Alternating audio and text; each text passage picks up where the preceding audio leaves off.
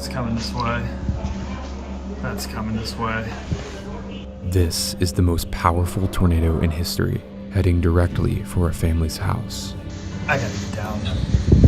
Dude, it's right here. It's nearly killing storm chasers, We have to back up. Holy cow. confusing scientists, Oh, look at the smoke. and violently killing multiple people.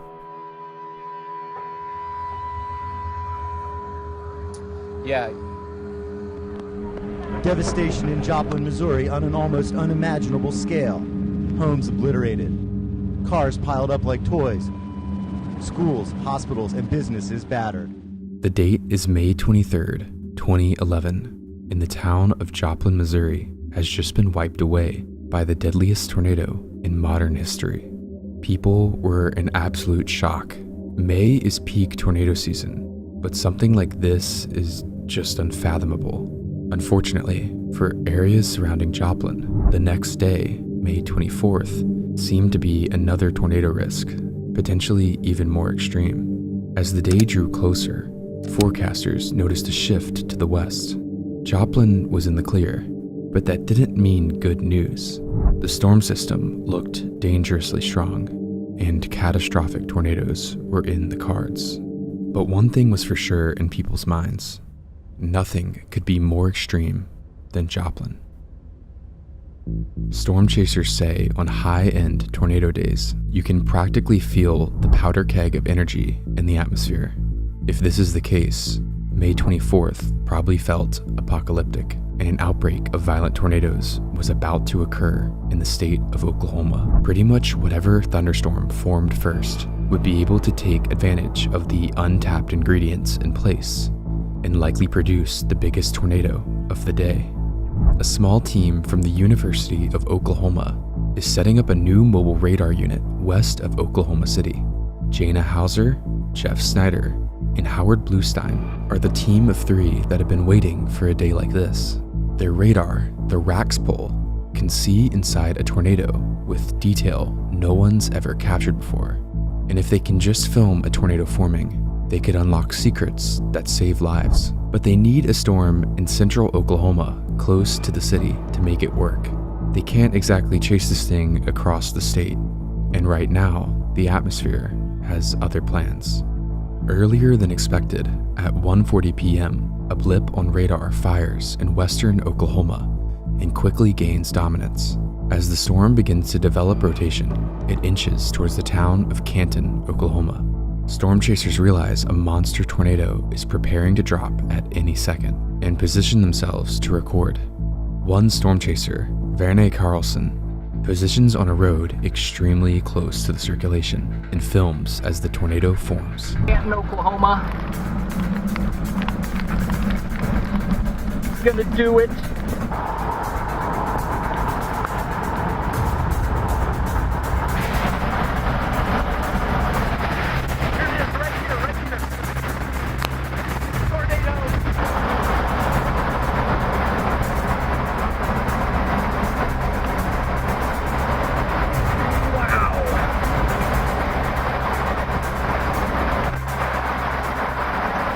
I want to take a brief moment to thank the sponsor of today's video, AG1. As a storm chaser, I usually don't get the nutrients I actually need from gas station burritos. AG1 is a daily nutrition supplement that I take to fill in that gap. It's one scoop mixed with water. That's basically it. And it covers vitamins, minerals, and probiotics, and even whole food sourced ingredients in a single drink. Having something consistent I can build into my routine during chases and editing helps eliminate the guesswork. It actually tastes pretty clean. This is so fire. If you're looking to simplify your nutrition this year, AG1 is offering a strong bonus through my link. So through my link, you'll get free AG1 travel packs, plus vitamin D3, K2, and an AG1 welcome kit with your first AG1 subscription order. If you want to check it out, go to drinkag1.com/tornadotrx to see the offer and learn more. You can also scan the QR code on screen. Anyways, thanks AG1, and back to the video.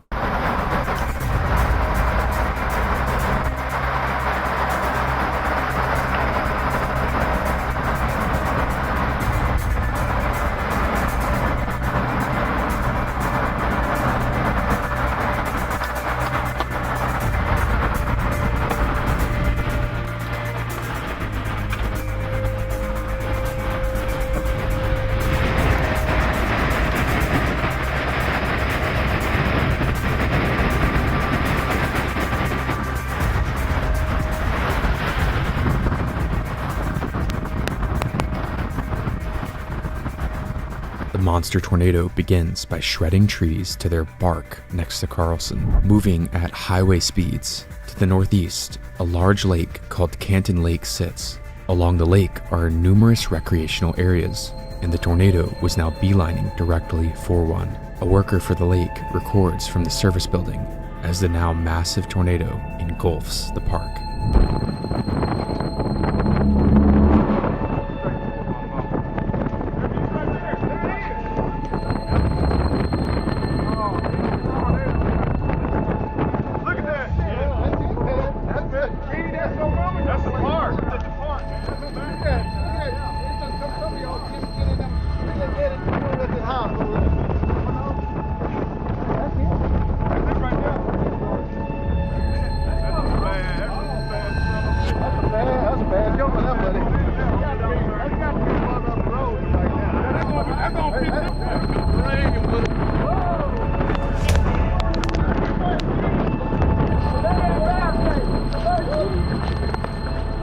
The campground was essentially turned into a wasteland. RVs were demolished, mobile buildings were shredded, even heavy concrete picnic tables were shattered by the winds. While most campers took warnings and left the park, around 20 people hid inside the camp bathhouse, the only structure left standing.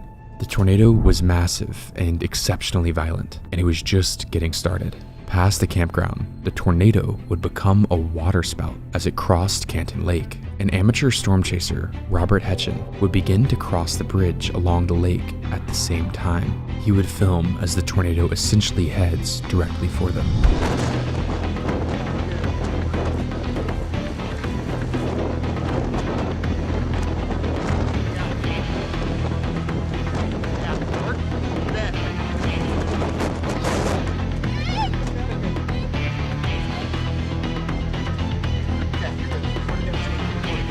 Okay, just go. Make sure it's recording.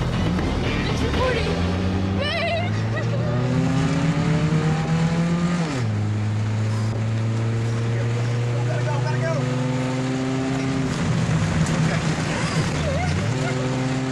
Okay, I got you.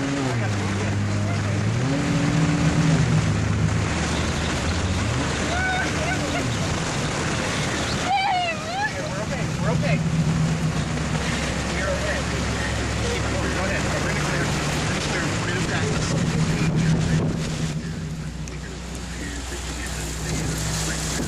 The tornado would curve to the north, narrowly missing Robert and his girlfriend, who swiftly broke up with him. Okay, just kidding. Apparently she didn't. Anyways, as the tornado would approach the edge of the lake, enough water would be siphoned into the funnel to quite literally produce a small tsunami.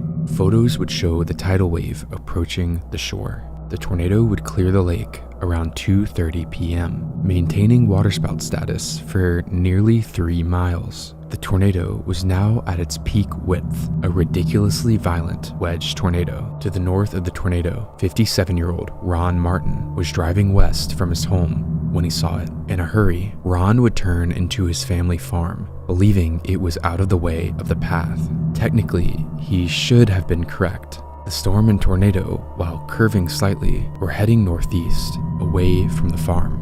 But at that moment, the tornado would begin to curve north. Ron was now in the direct path, with no idea. As the violent tornado ripped through the landscape, carving through everything it touched, the violent core would directly impact Ron, sitting in his driveway, throwing his car like a toy and instantly killing him. Ron was described as a very hard worker and a beloved member of the community.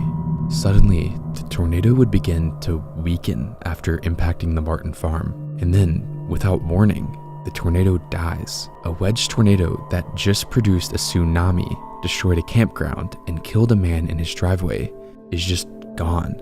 That doesn't happen. A tornado this violent with this much energy available doesn't just quit out of nowhere. But at that exact moment, 120 miles to the southeast, a new storm begins to spin near the town of El Reno.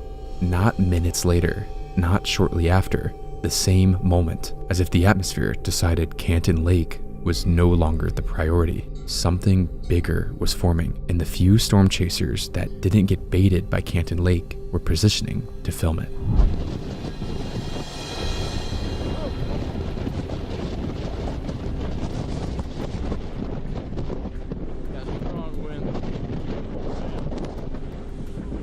up here.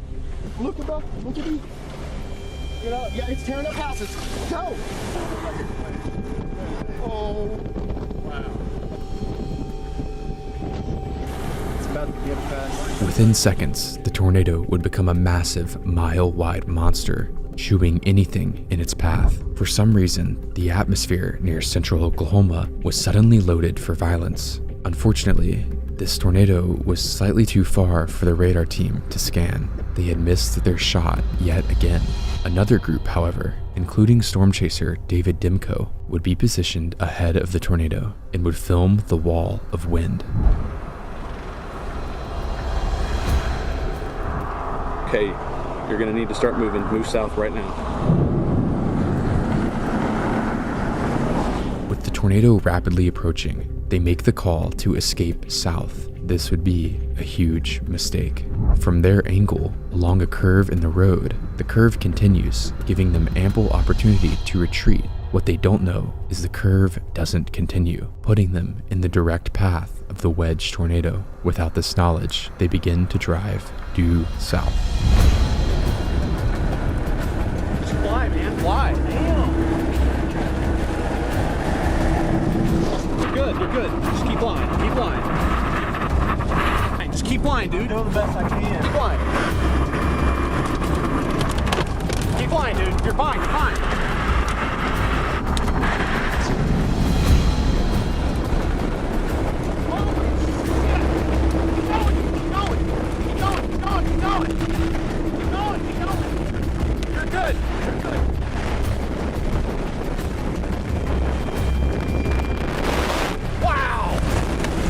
David and the group essentially escaped death by seconds. Just after crossing the road behind Dimko, the tornado would suddenly dissipate. While causing extreme damage, digging up the earth, debarking trees, and even mangling cars, it struggled to last, just like Canton Lake. Two violent tornadoes have now fired and died in completely different parts of the state. Storm chasers have been baited across western Oklahoma all afternoon chasing them. And now, as a new rotation forms on the storm right next to El Reno, almost nobody is in position to see what's happening, except one team sitting on a hill with a radar unit scanning into the clouds.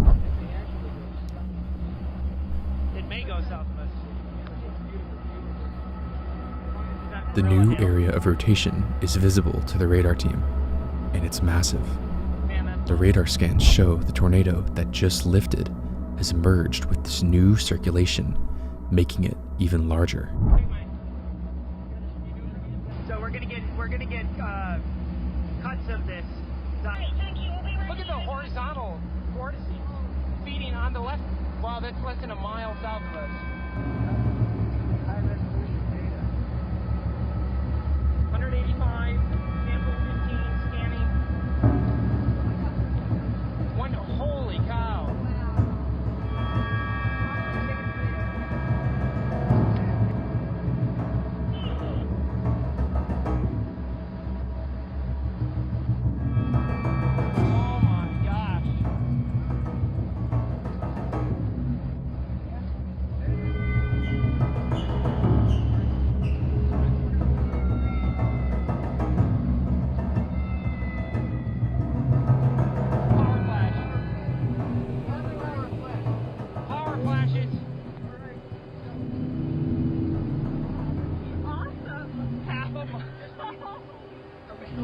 We're recording.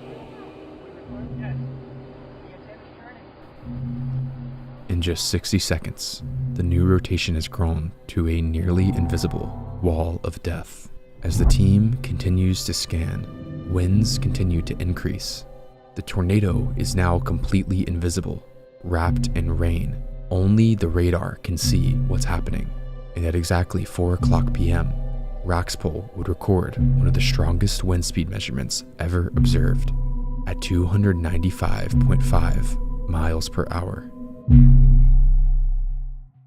At the exact moment the tornado would peak in intensity, it would suddenly make a 90-degree turn to the east. heading directly for populated areas near the town of El Reno. As it crawls over the roads, nothing is directly hit by the tornado, but homes not even in the direct core are reduced to piles of rubble. Cars are turned into bits of unrecognizable steel. The entire terrain looks like another planet. Continuing east, the vortex would impact an oil and gas site. As the tornado strikes the facility, the extreme winds begin to shred apart several oil silos. Storm chasers record as an oil tanker ignites.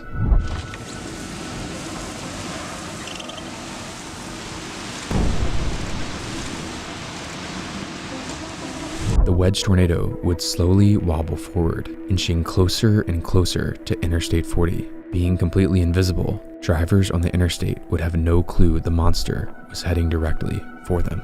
Don and Joan Krug are driving home from their grandchild's graduation when they get a tornado warning on their phone. With the invisible nature making it so they had no clue where it was, they continue to drive forward. As the core passes over their pickup, the couple is sucked out through the pickup's windows before being thrown hundreds of yards from the road. State troopers discover their bodies stripped of their clothing and unrecognizable. The pickup was reduced to nothing but a frame. Across the road, Terry Peoples is also caught in his truck as the core of the tornado slams into him. His pickup is also thrown hundreds of yards to the north into a grove of trees. It's subsequently crushed under another destroyed pickup. His body is ejected from the vehicle and is found some distance away, suspended in a tree. In the same grove of trees, a few hundred feet to the south, an oil tanker from the explosion site crashes nearby. It was thrown over a mile. The killer tornado continues to crawl northeast. Another couple, 22-year-old Austin Hall and his girlfriend Miranda, are driving with their friend Stephanie. They realize something is wrong. Likely feeling the pressure drop from the approaching tornado, Austin takes exit 7 to the north. He works for an oil company called Cactus Drilling and thinks if he can just get to the nearby Cactus worksite, he can find a place to shelter. Nearby, a car on the side of the road has a dash cam rolling, recording as the edge of the tornado passes to the north. In the video, headlights are seen quickly passing by, driving to the north. If these headlights are actually them, this would be the last time Austin, Miranda, and Stephanie are seen alive. Turning to the east, Austin begins to speed up. He's running out of time.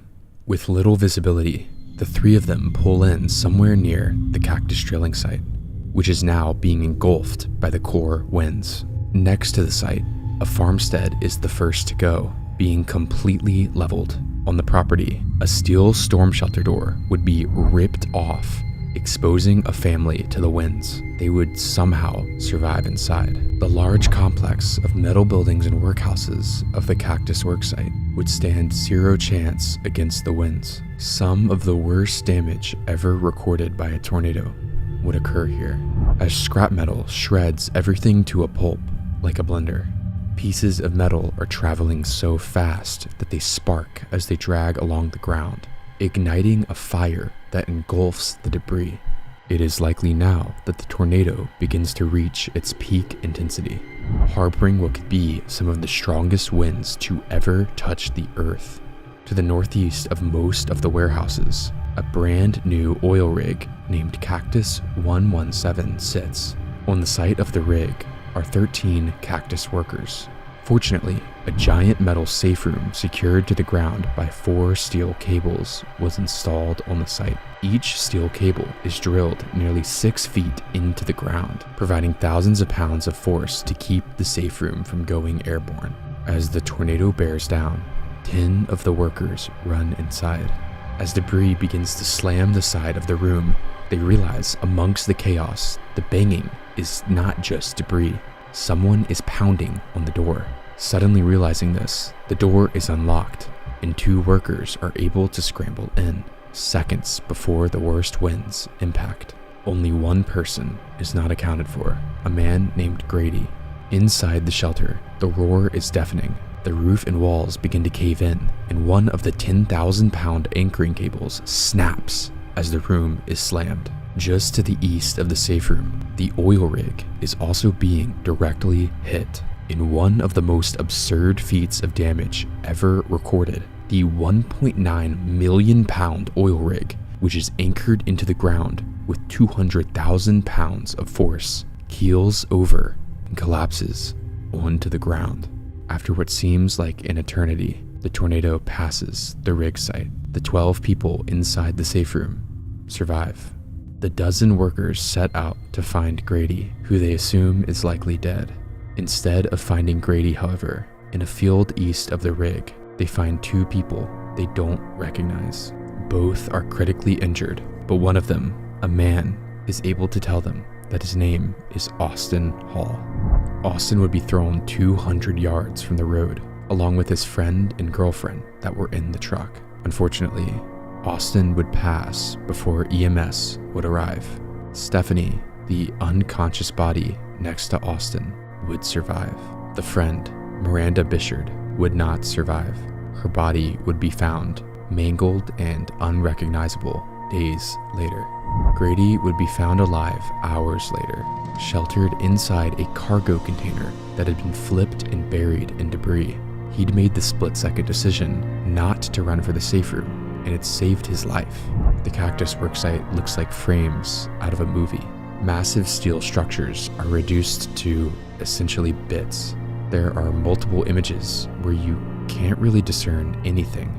It's possible this is evidence the strongest tornado in history just impacted the area, and it had no plans of stopping yet. While the tornado was over the site, it had changed. The massive wedge had tightened, shrinking in width, but not shrinking in power. It's as if the atmosphere took all that energy and focused it into a drill. Wrapped in rain, nearly invisible, it grinds east across open terrain. From the north, one brief glimpse emerges of the tornado near its peak. It almost looks like something out of a horror movie. By now, almost no storm chasers could keep up. Blinding rain and traffic have cut off nearly everyone, but 3 college students, Shane Young, his brother, and a friend, have managed to stay ahead on Highway 81. As the tightened tornado moves east, it emerges from the rain and lunges directly for their car. The college students are about to record the footage of their lives. Oh my God. Oh my God. We have to back up. We have to back up. We can't. Back up. Right here. Look at the west tornado. I'm gonna turn the camera around. It's gonna be right in the center of the Get ready. Videotape. Just turn around. Turn around. Right here, as long as I can. Turn around. Back up. We're okay. Look at the stream, Mike. Look at the stream. Take the stream. Unbelievable. It's gonna be another. It's a stovepipe. Stovepipe tornado. Southwest of me. I'm at Hefner Road. Oh my God. I'm at Hefner Road, 1 mile east. 1 mile east of Yeah, you're fine. You're fine. 22nd Memorial Road. We're talking about man. Can you go further back? Yeah. Dylan, you gotta tell me. Dylan. Cemetery Road. From Hazard, 122nd Memorial. Dude, we would have gotten hit there. I know. Debris ball is That truck's still. south crossing 81 right now. Go ahead. All right, Mike, again, it's across the field. It's coming right at me, the stream. It's coming right at me. I'm pouring. Look at the power flashes. It's going to be an EF3. EF3. I don't have to think about getting out of here in 30 seconds. Keep going. It's coming at me. Mike, it's 30 Along the highway, more structures would be erased. One home would be given the name Trenched Home due to it being reduced to essentially a muddy trench in the ground. After crossing Highway 81, the tornado begins to look wrong on radar. The signature wobbles, the path is narrowing. Similar to every other tornado today, it seemed like it was ready to die. This is what storm chaser Kerry Bahora and his friend Eric are thinking as they drive through the town of Piedmont. During this time, trees and homes obstruct their view. They believe they are missing out on the very end of the tornado. As they break out onto an open road, they are shocked at what they see. People, if they are on the Northwest Expressway, Oh man, this doesn't go through, does it? We're in a residential. need to get off 6 miles northwest of you guys. Go up here and Put a good shot on it, and you can tell me what you can see there. I can see the storm. Now we see precipitation filling in the south. Sometimes that will kill the storm. Wet. Tornadoes with low east over northern El Reno, moving east at 30 miles an hour. Locations in the warning include our The tornado is not dying. It's 1.5 miles wide, ground scraping, and it's heading directly for the suburbs of Piedmont. For a few miles, the tornado threads between subdivisions, barely missing clusters of homes. But the path is trending northeast, and the neighborhoods ahead are running out of time. Father John Allison steps out his front door and sees a black wall heading for his family.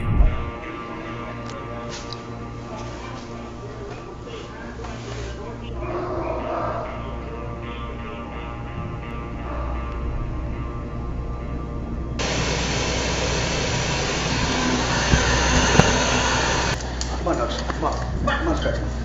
Come on, Scratch. Come on. Leave him in here. As John hides with his family, the tornado would carve through Northridge Lane, a subdivision just in front of him. 19 homes lined the street, and every single one of them was destroyed. Cars from the neighborhood were thrown hundreds of yards into fields and shredded beyond recognition. The debris was so finely grounded that surveyors couldn't identify what most of it used to be. Every single home on Northridge had an underground storm shelter though, and every single person survived. The center of the tornado would continue, just narrowly missing the Allison home, causing damage but sparing them from death. Not everyone would share the same fate as the Allisons. A neighborhood along Falcon Drive sat in the direct path of the tornado, and at the end of the road sat the home of the Hamels. Inside the home was mother Catherine, daughter Kathleen, and 1 and 3-year-old Ryan and Cole. Catherine was a cautious mother and kept up to date with all tornado warnings in the area that day. As the tornado approached and a warning was issued for her area, she took herself and her children into the center bathroom and put a mattress over their heads. Catherine would say, "I heard a loud noise. It went dark. The home is sliced directly by the violent core. All 3 children are ripped from her arms in an instant, and the bathtub they were sheltered in was literally ripped from the floor and thrown. Nothing remained of their home or much of the neighborhood. 1-year-old Cole and 3-year-old Ryan would die. Catherine and her daughter would survive with extreme injuries. Not far from the Hamel home, 58-year-old Sharon Dodd was in her storm cellar. The tornado was bearing down, but she was underground and protected. But somewhere above her, she realized her dogs were not with her. Sharon made the decision to leave the cellar and go find them. She never made it back underground. A few hundred yards away, Cody Leeper, son of Billy and Pamela Leeper, is speeding towards the neighborhood in his truck. Cody knew they wouldn't leave their mobile home on their own. As he pulls into the driveway just in time to see Billy outside, he watches as his father tries to lift Pamela into their pickup. Pamela had a back disorder and couldn't move easily. Billy was not going to leave without her. Before Cody could even get out of his vehicle, the mobile home exploded around them. The last thing he saw was his father throwing his body over Pamela to shield her from what was coming. Cody's father, Billy Leeper, would die. It's moments like these that make you realize a tornado is more than just some epic scientific phenomena. With Joplin killing 160 people literally 2 days prior, and now one of the strongest tornadoes of all time actively killing families who did essentially everything right. I just want to take a moment to mention that these are real people with real lives like you and me. These aren't numbers or cool talking points for a YouTube video. They're humans. Just something I felt like making clear. By this point, the tornado began to appear unstable on radar. The path began to wobble, and while continuing to cause damage, nothing nearly as violent would occur past the neighborhood. It seems as if the tornado was gradually running out of power, and at 5:32 p.m., the tornado would lift. May 24th, 2011 would produce one of the most violent tornado outbreaks Oklahoma has ever seen. Besides Canton Lake, El Reno 1 and El Reno 2, 12 other EF2 plus tornadoes would occur, claiming 18 lives. 2 days earlier, the people of Oklahoma watched Joplin get destroyed, believing nothing could ever be worse. And maybe by the human numbers, nothing was. But for Catherine Hamel sheltering her children exactly the way she was supposed to, for Billy Leeper shielding his wife in their driveway, for Austin Hall driving towards safety that didn't exist, the numbers don't really matter. It was the worst day of their lives. Oklahoma will continue to recover like clockwork after any tornado, but people will continue to remember the lives and communities impacted that day. Thank you for watching.